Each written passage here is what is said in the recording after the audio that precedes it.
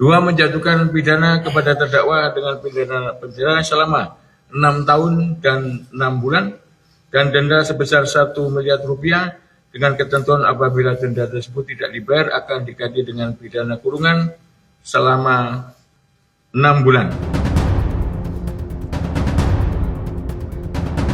Terdakwa kasus dugaan korupsi tata niaga komoditas timah, Harvey Muiz kini dijatuhi hukuman 6 tahun 6 bulan penjara.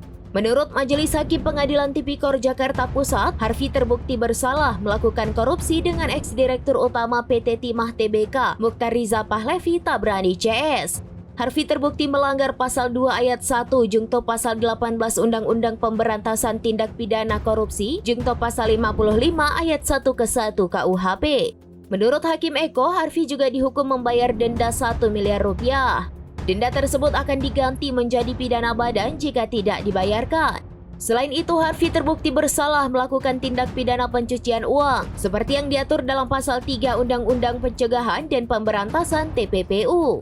Sebelumnya, jaksa menuntut Harvey Muiz dengan hukuman 12 tahun penjara dan denda 1 miliar rupiah subsidiar 1 tahun kurungan. Bahkan suami artis Sandra Dewi juga dibebankan biaya uang pengganti sebesar 210 miliar rupiah.